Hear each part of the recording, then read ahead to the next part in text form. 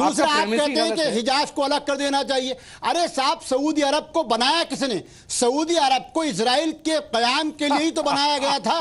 क्या सऊदी अरब से पहले इजराइल इस दुनिया में वजूद था? क्या बात? इसलिए नहीं था। आप कुछ भी कहिए। और तीसरी और आखिरी चीज, आप जैसे लोग, क्या उसामा बिन लादेन हो या बगदादी हो, सिन्हा साहब ने जो बात कही वो बात वो कही जिसको वो भोग रहे हैं, जिसको वो यहाँ समझते हैं। इसलिए उनके, आपको एक छोटी सी बात बताऊं, जिस तबलीगी जमात के बारे में पूरी दुनिया में अलग अलग तरीकों से कहा गया, आपको मालूम दुनिया का तीसरे सबसे बड़ा इज्तिमा भोपाल में होता है। हाँ। और 15 साल से वहां भारतीय जनता पार्टी की सरकार है। हमारे मुख्यमंत्री वहां खुद जाते हैं और सुदर्शन साहब जो RSS के चीफ थे वो वहां खुद जाते थे।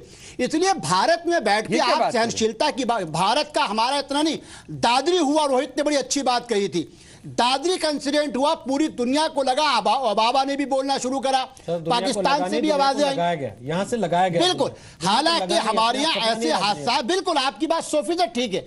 भारतीय सहनशीलता, देखिए मौलाना आजाद ने, तारीख फतेह और मुझसे बहुत बड़े, मौलाना आजाद ने क्या कहा, हिंदू से मेरा मतभेद किसी भी सूरत में मजहबी हो सकता है, लेकिन सकाफती और कल्चरल नहीं हो सकता। इसलिए एक दादरी हो या एक कोई हादसा, उससे भारत को जोड़ना गलत करते हैं। दूसरी बात को कभी आप कोट नहीं करते जिन्होंने कहा कि मुसलमान को अल्पसंख्यक मत मानिए इस देश में, वो इस देश की सेकंड लार्जेस्ट मेजॉरिटी। तो आपको उस दिन सर मैं पहले से मैं भी यही चीज कह रहा हूं कि सबके अपने अपने सिलेक्टिव तरीके हैं, बिल्कुल फवाइद के लिए जो चीज फायदा करती है। एक सवाल इन्होंने पूछा है मुझसे, आप बोल लीजिए, फिर मैंने कहा अल्लाह अकबर से क्या, जब आप छुरी लेके एक शख्स के गले पे तलवार चलाते, हम नहीं कर रहे हैं। आपको लगता है आप पूरी दुनिया की, अरे आपको आप भारत जिसका माहौल इतना वैसे ही खराब हो रहा था, हमारे नेताओं ने, हमारे लोगों ने खराब करना चाहा, आप यहाँ क्यों हमारी सहनशीलता को बर्बाद करने में लगे हुए हैं? ये बात आप कनाडियन टीवी से कहिए, पाकिस्तानियों को एड्रेस कहिए, सुधर जाओ। सुषमा स्वराज गई है, उनसे जाकर वो कुछ वहां से अच्छी बात लेके आए। यहाँ भारत बहुत सहनशील है, राकेश सिन्हा और मैं अपना घर संभाल लेंगे। ये भाषण किसी और को दीजिएगा। आपके आप अल्लाह अकबर पे अगर बार टिप्पणी करेंगे मैं आपको बोलने नहीं दूंगा। एक मुकद्दस लफ्ज है, खुदा का नवा आला, आप क्यों आप उस लफ्ज को क्यों वो कर रहे हैं? क्यों नहीं बोलूं? आपने सवाल किया, मैं जवाब दे रहा हूं। अल्लाह अकबर को क्यों वो कर रहे हैं? आप बिलावजा गलतफहमी पैदा कर रहे हैं। आपने सवाल पूछना है तो मैं जवाब दूंगा। मैंने आपसे कोई सवाल ही नहीं कहा, क्योंकि मैं आपको उस एबिलिटी में मानता नहीं कि आप अल्लाह अकबर का जवाब दे देंगे। आप ना माने, हर आदमी को बदसूरत थोड़ी होना पड़ता है। मैंने आपको खूबसूरत भी नहीं कहा, बदसूरत के तो आप क्या मान रहे हैं ना? सवाल पूछे, जवाब मिलेगा आपको। ठेकेदारी नहीं है इस्लाम की, कोई मैकडॉनल्ड्स नहीं चला रहे नहीं है, और ये मस्जिद नहीं है जहां आप मस्जिद अल्लाह ऐसे शब्दों को मत करिए। अगर आपको सुरक्षा चाहिए, अगर आपको सिक्योरिटी चाहिए, आपको यहाँ की शहरियत चाहिए, वैसे ही हम आपको दिलवा देंगे। भारत बहुत सहनशील है, भारत बहुत सहनशील है। हमने तस्लीमा नसरीन को ढो रखा है यहाँ पे। मत करिए।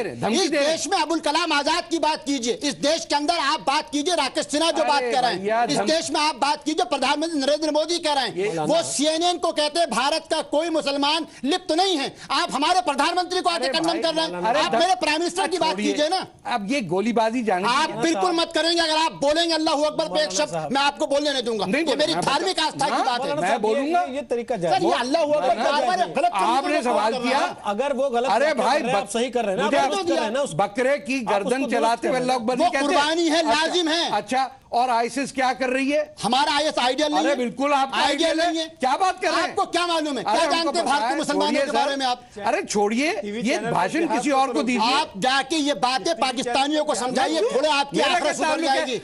आपने पाकिस्तान, वो जो कर्नल की हमारी गर्दनें काटते हैं, वो जो पीएलओ को बर्बाद कर रहे हैं, वो जो कश्मीर के अंदर हमारे आतंकवादी भेजते हैं, उनको जाके समझाइए ये बातें। देखिए पाकिस्तान आपने बनाया, आप बार-बार हमने किसने बनाया पाकिस्तान? हमने पाकिस्तान नहीं बनाया। आप बार-बार कह रहे हैं हम सहनशील हैं, लेकिन बात का this is evidence that there is no capacity for them to listen और डिस्कस।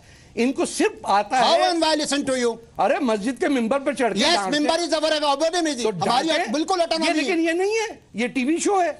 एक चीज मैं आपको बता देता हूँ, यहाँ हम पाकिस्तान करके झगड़ रहे हैं। देखिए पाकिस्तान में हो क्या रहा है। नहीं, वो तो होता होगा, लेकिन नहीं, let me answer that question.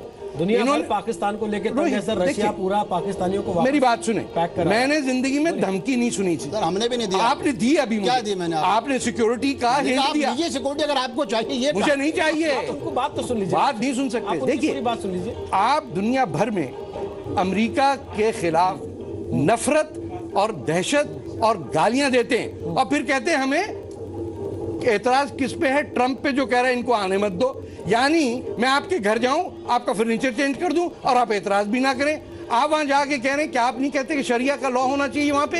आपने नहीं कहा कि मुस्लिम पर्सनल लॉ बिल्कुल जायज है?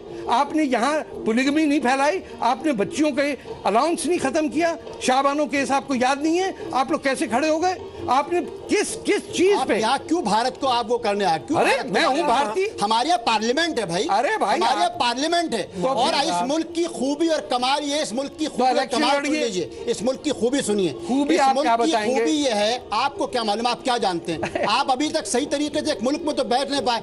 इस मुल्क की खूबी ये, इसमें सहनशीलता ये है, यहाँ पंजाब हो, यहाँ कश्मीर हो, यहाँ नॉर्थ ईस्ट हो, हम थोड़े दिन के लिए कुछ लोग बहक सकते हैं, लेकिन उसके बावजूद भारत के ये 125 करोड़ आपस में मिलकर रहते। प्लीज आप यहाँ वो बात की जो हमारा संसद कहती है, जो प्रधानमंत्री कह रहे हैं। आप अलग से कुछ बात क्यों? मैं नहीं अपनी बात करूं, मैं आजाद इंसान हूं। तो आप आजाद इंसान हैं, तो आप अब वही ये बात कनाडा में समझाइए उन लोगों को, किसी मौलवी से नहीं डरा। नहीं, मैं आपको डरा नहीं रहा, मेरी आपका काम है डराना। आपको क्यों डराऊंगा? मौलवी का काम है डराना। अगर आप ये बातें कहेंगे नहीं तो फिर दुनिया में आपको तारीख फतेह, बहुत सारे काबिल लोग हैं इस मुल्क में, काबिल लोग। आपने अबुल कलाम आजाद को पढ़ा कभी? बिल्कुल पढ़ा। क्या कहा उन्होंने? उन्होंने कहा कि क्यों जा रहे हो वहां पे? बस मान लीजिए ना, आप वोट आपने किसको दिया? हमने लीग को। अरे आप बिला वजह की बातें कर रहे हैं। अरे हमने नहीं दिया, आप गए वहां पे। अगर आप में हिम्मत होती आप इसी मुल्क में रुकते। मेरा आप लोगों से निवेदन है, मौलाना प्लीज झगड़े नहीं, गुस्सा करने की बात नहीं है। उनका एक विचार है, वो विचार रख रहे हैं। आप अगर उसको गलत मानते हैं, आप अपने तथ्यों से उसको दुरुस्त कर रहे हैं। लगातार आपने बनवाया, और किसने बनाया? देखिए ना, दिल्ली में वोट पड़ा ही मुस्लिम लीग को। जब आप बिला वजह की बात है। 46 का इलेक्शन देख लीजिए। थोड़ा सा इस विषय पे हम अलग बैठ सकते हैं। लास्ट कमेंट राकेश सिन्हा, चर्चा कर रहा हूं, लास्ट कमेंट आपसे लेना चाहता हूं। कहना है, बोल लीजिए, लास्ट इंटरवेंशन प्लीज। रोहित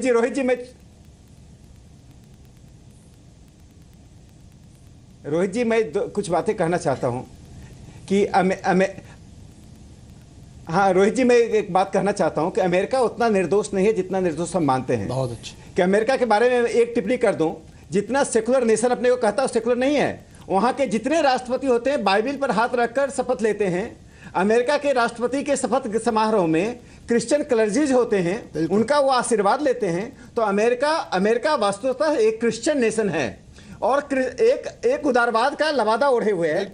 आज इस्लाम से उन्हें चुनौती मिल रही है, लेकिन यहां पर जो मूल बिंदु है, भारत के मुसलमानों को संविधान की नैतिकता के अनुकूल यूनिफॉर्म सिविल कोड को स्वीकार करना चाहिए।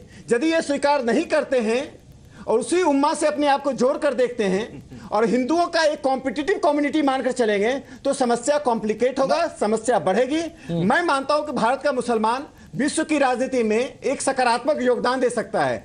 हम इंडोनेशिया और तुर्की को कोट करने की जगह विश्व में भारत के मुसलमान कोट हों। और जिहाद का जो दो रूप है, एक मिलिट्री जिहाद, एक उदार जिहाद, माफ कीजिएगा, दोनों जिहाद से मुसलमानों को बचना होगा। मैं आखिरी सुफियान साहब, निजाम सुफियान प्लीज आप लास्ट कमेंट कर लीजिए, उसके बाद हमें चर्चा खत्म करनी होगी। बोलिए सुफियान साहब। नहीं, देखिए, भारत के मुसलमानों को मुल्क से मोहब्बत का जो सर्टिफिकेट है वो राकेश सिन्हा जी से लेने की ज़रूरत नहीं है। राकेश सिन्हा जी कह रहे हैं कि अगर यूनिफॉर्म सिविल कोड का निफाज होता है तब हिंदुस्तान का मुसलमान इस मुल्क के लिए कुर्बानी दे सकता है। मैं इनसे कहना चाहूँगा कि इस मुल्क का जो मुसलमान है वो हमेशा से इस मुल्क के लिए कुर्बानी दे रहा है, आज भी देता है और आगे भी देता रहेगा। लिहाजा जो बहस का पैनल जो यहाँ पर मौजूद है और जिस मौजू पर टॉपिक पर बहस हुई है, बराए मेहरबानी उसी पर बहस करें। आप यूनिफॉर्म सिविल कोड का शोशा किसी और वक्त छेड़ लीजिएगा, उस पर बहस करने के लिए हम सब लोग इंशाल्लाह। ठीक है, आप जिसको शोशा मानते हैं, असल में दुनिया भर में जो बहस चल रही है, घूम फिरकर हिंदुस्तान के मुसलमान को अपने को अलग करने का मौका नहीं मिल रहा ना उसमें। मैं 10 सेकंड, बिल्कुल 10 सेकंड में कहूंगा। पहले चीज तो ये है कि सिन्हा साहब, मेरा कहना ये कि यूनिफॉर्म सिविल कोड पे आप एक पहल करिए, सिखों को, हिंदुओं को, मुसलमानों को, जैनियों को, सबको बुलाइए, हम सब साथ बैठेंगे। दूसरा, आज जो सुप्रीम कोर्ट की टिप्पणी आई है, उसी टिप्पणी के आधार पर बैठ के हम चर्चा करते हैं, ताकि एक सकारात्मक बातचीत शुरू हो और देश की सहनशीलता जो हमेशा से थी, आज भी और कभी खत्म नहीं हुई थी, ये ऐसी बनी रहे। चलिए, बहुत बहुत शुक्रिया आपका, बहुत बहुत शुक्रिया तारिक साहब, आपका भी समय निकाला। बहुत बहुत शुक्रिया सुफिया निजाम और राकेश सिन्हा, आपका भी आज ताल